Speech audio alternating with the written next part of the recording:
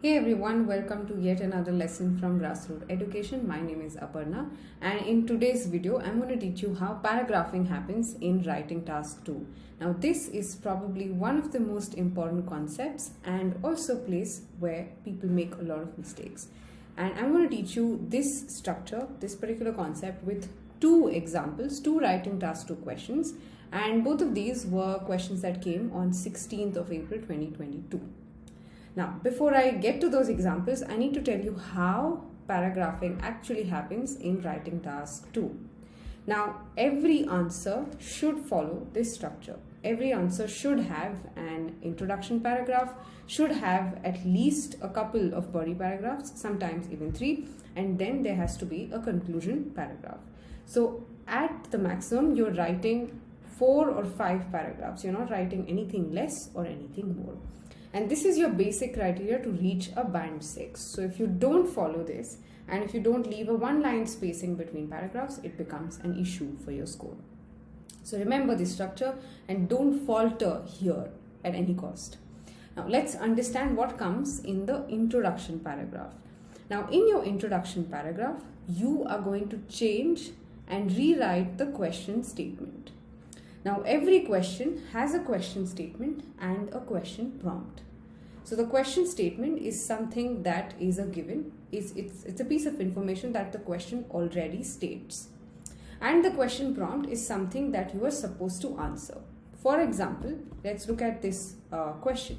The best way to improve road safety is to test drivers periodically. To what extent do you agree or disagree? In this case, the first sentence is the question statement and the second one is the question prompt. So in your introduction paragraph, you are supposed to rewrite the question statement and answer the question prompt. And this can include you giving your opinion or anything that answers the question prompt literally. So there need not be anything else in your introduction paragraph, or you not give a hook statement in the beginning to start out or give introduction to the topic. That's not required. And also you should avoid these sentences that say this essay will discuss or I will discuss this in this essay. All these are memorized statements and they look as if you're following a template. So you will just write these two sentences and get done with your introduction. So your introduction is no more than 50 to 60 words. Now after you've written your introduction comes your body paragraph 1. Now in your body paragraph 1, you are answering the question prompt and you're giving one answer to the question prompt. Now in our case, in our example here, you are answering whether you agree or whether you disagree. You're not going to do both. It's either. So your introduction paragraph will have whether you agree or whether you disagree. So your body paragraph 1 will include one reason why you agree to this, and your body paragraph 2 will have second reason why you agree to this. Similarly, if you disagree, you will follow the same structure, but just that you will use two reasons to tell why you disagree. And in your conclusion, you're going to again paraphrase the reasons and indicate your opinion. So basically, your body paragraphs are answering and detailing the question prompt. So in our case, where you saw to what extent do you agree or disagree, there was just one question prompt. And here, you're thinking of two possible reasons as to why you agree or why you disagree, and you're putting them in two body paragraphs. And this is what you do with any question that follows this pattern. It can be to what extent do you agree or disagree? Do you think this is a positive or a negative development? Both these questions follow a similar structure. Or what is your opinion about this? There's just one question prompt here. You'll have to think why you believe in this opinion. Now let's look at a question that has two question prompts.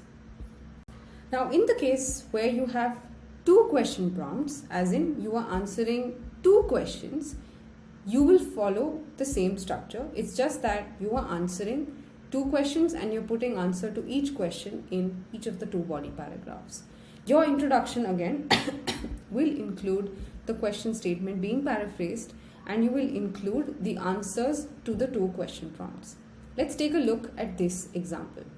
If old people mix with others and exercise, they will remain fit.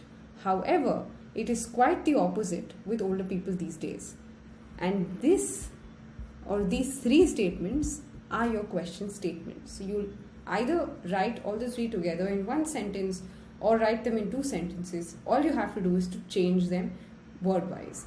Now, the question prompt here says that what are the reasons that older people feel lonely, and why, and hence why do they become less healthy? Why does this happen, and what can be done to solve the problem? That's your question. So there are two question prompts here asking you the reasons why old people feel lonely and hence become unfit, and what can be done to solve this problem. So all you have to do is to give at least a couple of reasons and tell why this happens in your body paragraph 1, and at least a couple of solutions and tell why this happens in body paragraph 2. Now here I said at least a couple. So you can restrict yourself with giving 2 reasons and 2 solutions.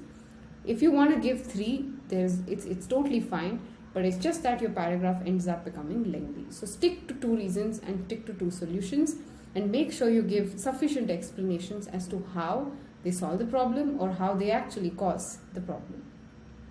Now your conclusion paragraph follows the same pattern as the earlier answer. You will have to paraphrase the reasons that you had written here and also paraphrase the question statement once again. So if you follow this approach with any question that either has 1 question prompt or 2, you will never be making the mistake of paragraphing. And because paragraphing is such a core deal in the writing task 2 area, it's hard to actually score well. Okay, so just follow this approach and try and plan your ideas and plan your answers well in advance before you start writing. I'm also tagging more videos that I did on writing task 2 so that you can understand how to tackle problems with time, how to tackle problems such as vocabulary and grammar. And if you want to see me live in a writing masterclass, join my WhatsApp group. I send alerts there whenever I go live. You can also follow me on Instagram, and also if you wish to be coached by me, you can fill up this admissions form that's there in the description of this video. So I'll see you guys in another video.